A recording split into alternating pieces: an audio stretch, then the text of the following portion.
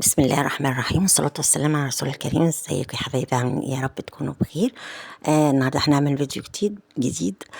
بس يا ريت لو كنتي اول مره تشوفيني، يا ريت تدوسي على كلمه اشتراك وتدوسي على كلمه الكل عشان يوصلك مني كل جديد، وتدوسي لايك عشان الفيديو يرتفع. احنا النهارده هنعمل السبانخ. طبعا السبانخ طلعت في السوق وحلوه قوي. بس انا صراحه يعني انصح ان احنا ما نجيبش دلوقتي السبانخ والقلقاس والحاجات دي، نستنى احسن لما الشتاء الدنيا تشتي عليها، فعشان خاطر ده بيبقى الموسم الطبيعي بتاعها. متهيألي دلوقتي انا عجبتني واشتريتها وكانت حلوه قوي ولونها جميل. بس انا حاسه ان طعمها بيبقى احلى لما تبقى على وقتها، يعني على شهر كده 12 شهر واحد، دي بتبقى حلوة. هي الكرنبيط طلعت حلوة وجميلة وعادي ممكن تشتري أي وقت.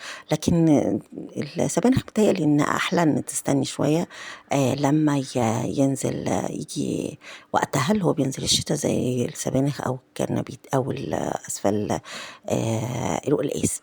انا دلوقتي جبت السبانخ طبعا، حطيت اللحمه على النار تتسلق، وبعدين حطيت فيها طبعا مكعب مرق وملح وفلفل اسمر وبصله، وحطيتها على النار وشلت الريم بتاعها اللي طبعا بيبقى في الاول ده. وبعدين خدت السبانخ. انا بحب بقى، وهو الصح يعني، ان احنا نغسل السبانخ وهي ورق قبل ما تتقطع. ليه؟ انك بتتحكمي فيها، انك تشوفي السبانخ ورق بتاعها الوحش بترميه، اللي مش سبانخ بتطلعيه وترميه. وكمان في سبانخ بس بتبقى مخرمه كده، طبعا دي مش حلوه خالص فبنرميها برضو. وبتبقى غسلها اسهل انك بتمشي الميه عليها، ولو فيها اي حاجه ما بتبقاش اتقطعت بقى ودخلت تاهت فيها، اللي هو الحاجات اللي بتبقى بتاعت الزرع وكده، بتبقى تقدري تطلعيها. وحطيت عليها ميه وخل وسبتها شوية. وبعد عبال ما قطعت البدنجان، أنا طبعا البدنجان ده أساسي عندنا في التلاجة، بنعمل مسقعة، بنعمل خل وثوم، أي حاجة بتبقى أي وقت الواحد جعان أي حاجة يطلع ياكل. اتزنقتي تعملي جنبه أي حاجة، رنجة مش عارفة ايه، وحاجة بيعدي يعني. فأنا بحبه جدا، والولاد كمان، على طول يعني بنقطعهوش يعني في التلاجة. قطعت البدنجان وقطعت معاه الفلفل وسبتهم، حطيت عليهم ملح وسبتهم. جيت السبانخ كانت خلاص خدت وقتها في الخل، فطلعتها وبعد كده شطفتها كويس بقى ورقة ورقة كده، وبعدين صفيتها من المية، وبعدين خدتها كده قطعناها كده. وانت بتقطعي بتبقي ضامنة انك بتقطعي كله ورق سبانخ، وبتقطعي من غير ما يبقى فيه لا الكوكع ده ولا الحاجات اللي بتبقى موجودة في الخضار. وبتحطي عليها طبعا خل، لازم اي حاجه خضراء بتبقى تحطي عليها خل يكون احسن، وتسيبيها وتشطفيها كتير كذا مره، عشان لو في بقايا اللي هو المبيدات الحشريه والحاجات دي طبعا بتطلع. اهم حاجه في الحاجات دي هي النظافه. بعد ما قطعتهم زي ما انتم شايفين كده حتت، بتبقى طبعا مش رفيعه قوي قوي، ما بحبهاش رفيعه قوي قوي ولا تخينه، وسط كده. وبعد كده هحطها في بتاع ده، في المصفى، تتصفى من بقية المية اللي كانت فيها. وبعد كده بقى بنعمل لها التسبيكة بتاعتها. أنا بحط مادة دهنية، وبعد كده بحط حتة ليا كمان. وبعد كده بنحط أول ما تصفر بنحط عليها الطماطم. وبعدين أنا النهاردة زي ما انتوا شفتوا كده هعمل أكلة تاني معاها، لأن عندي ناس ما بتحبش سبانخ قوي، فهعمل الفاصوليا اللي هي معين بني دي. جبت عملت التسبيكة واحدة، هي واحدة بتبقى الاتنين طبعا. بعد كده هقسمها عادي. أنا سلقت الفاصوليا زي ما انتم شايفين هناك اهي. وبعد كده هوت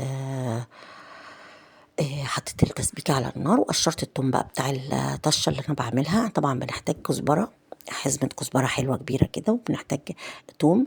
بنقشر التوم ونقطعه وندقه، قصدي ملح وفلفل أسمر. أنا بضربه في الكبة الصغيرة، بنضربه بملح وفلفل أسمر. وبعدين بنقطع السبانخ اللي هي الكزبرة، وبنحطها عليه برضو ضرب ضربتين كده بشوية ملح وفلفل أسمر.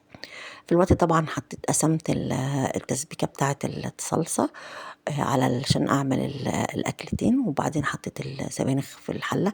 هي بتبقى طبعا كبيرة كتير كده، بس طبعا زي ما انتوا عارفين إنها بتدبل وتنزل ميتها، فبتبقى حبة صغيرة يعني مبتبقاش كتير قوي. فحطيتهم وقلبتهم، ظبطت الصلصة وقعدت أقلب فيها كده عشان بس كلها تخش في النار. وبعد كده رحت حطينا عليها، غطيناها وحطينا اللحمة معاها. وحطيت الفاصوليا في الحلة التانية. وأنا طبعًا عملت الرز، طبعًا مش هاعمل رز تاني معاكم لإن عملته كتير أوي، وأنا باعمله عادي رز أبيض، فمش بيحتاج أي تكّات يعني، هُم ما بيحبوش أي رز تاني غير الرز الأبيض. هنا زوّدتها شوربة، فضلت أزوّد لها شوربة لحد ما إنها حسيت إنها يعني خلاص الشوربة هتستوي، وكل ما تعوزي طبعًا بتزوّدي الشوربة. هنا حطينا الطاسة فيها سمنة فلاحي أو زبدة أو أي حاجة أنتِ عايزاها، بس طبعًا ما يستحسنش يبقى زيت. وبعدين حطينا فيهم اللي هي الكزبرة وال والتوم، وقلّبنا على النار كده لغاية ما تاخد لون، يا ريت ما تتحرقش عشان بتمرّر طبعًا جدًا، يعني يا دوبك بس اللي هو التوم يصفر.